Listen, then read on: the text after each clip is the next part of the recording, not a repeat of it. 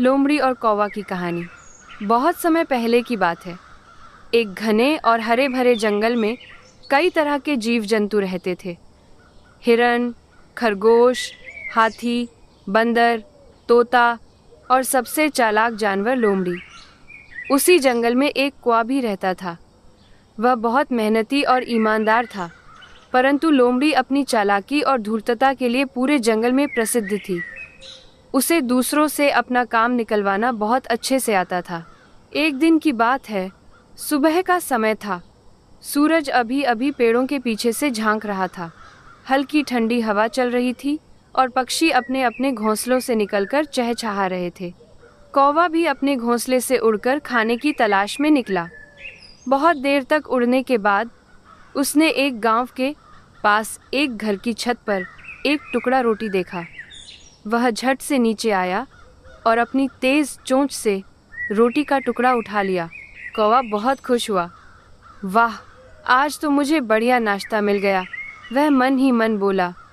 उसने सोचा कि किसी पेड़ पर बैठकर मज़े से इस रोटी का आनंद लिया जाए।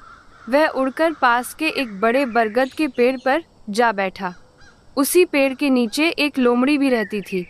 लोमड़ी ने जब ऊपर देखा तो उसने कौवे की चोंच में रोटी का टुकड़ा देखा। उसकी आंखें चमक उठीं। उसने सोचा, वाह, क्या मज़ेदार रोटी है। काश यह रोटी मुझे मिल जाए। लेकिन यह कौवा तो बड़ा चालाक है। अगर मैं सीधे जाऊंगी तो ये उड़ जाएगा। मुझे कुछ चाल चलनी होगी। लोमड़ी ने तुरंत एक योजना बनाई। वह पेड़ के नीचे गई और मीठी आवाज़ में बोली, अरे कौवा भैया, नमस्ते। आज तो आप कितने सुंदर लग रहे हैं। आपके जैसे सुंदर पंख तो मैंने कभी किसी पक्षी के नहीं देखे। सच में आप इस जंगल के सबसे सुंदर पक्षी हैं। कौवा को यह सुनकर बहुत अच्छा लगा। उसे किसी ने पहले कभी उसकी तारीफ नहीं की थी। वह मन ही मन खुश हो गया। लेकिन फिर उसने सोचा, ये लोमड़ी तो बहुत चालाक है। कहीं यह मुझे बेवकूफ़ तो नहीं बना रही। लोमड़ी ने देखा कि कौवा अभी पूरी तरह उसके जाल में नहीं फंसा है, तो उसने अपनी बात आगे बढ़ाई। भैया, आपकी सुंदरता तो बेमिसाल है ही, पर मैंने सुना है कि आपकी आवाज़ भी बहुत मधुर है। क्या मैं आपकी मीठी आवाज़ सुन सकती हूँ? कृपया मेरे लिए थोड़ा गा दीजिए। कौवा अब और भी खुश हो गया। उसे अपनी तारीफ अब बहुत पसंद आई। उसने सोचा, अरे, यह लोमड़ी तो मेरी सच्ची प्रशंसा कर रही है। मुझे इसे अपनी आवाज़ ज़रूर सुनानी चाहिए। जैसे ही उसने गाने के लिए अपना मुंह खोला, कांव कांव, रोटी का टुकड़ा नीचे गिर पड़ा।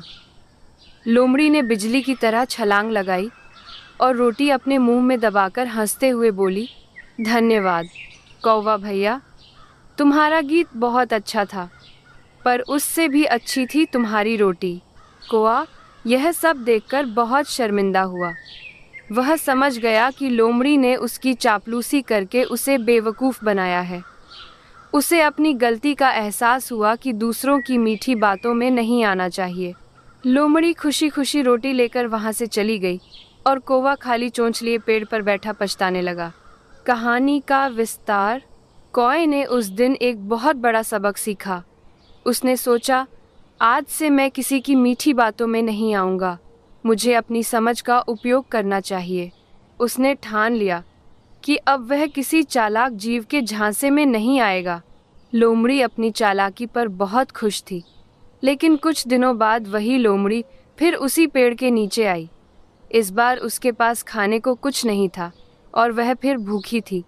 उसने देखा कि वही कौवा फिर पेड़ पर बैठा है। इस बार कौवे के पास एक टुकड़ा पनीर था।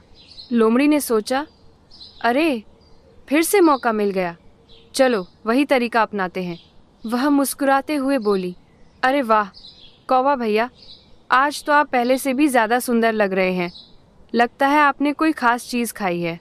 कौवा ने कुछ नहीं कहा, बस लोमड़ी को ध्यान से देखता रहा। लोमड़ी ने फिर कहा, सच में आपकी आवाज़ तो इतनी मधुर है कि अगर आप गाना गाएं तो सारे जानवर आपके प्रशंसक बन जाएं। लेकिन इस बार कौवा ने मुस्कुराते हुए जवाब दिया, लोमड़ी बहन, मैं तुम्हारी बातों में पहले भी एक बार आ चुका हूँ। उस बार मेरी रोटी गई थी, अब मेरा पनीर नहीं जाएगा। लोमड़ी का मुंह उतर गया। उसे समझ आ गया कि उसकी चाल अब बेकार हो गई है। वह बिना कुछ कहे वहां से चली गई।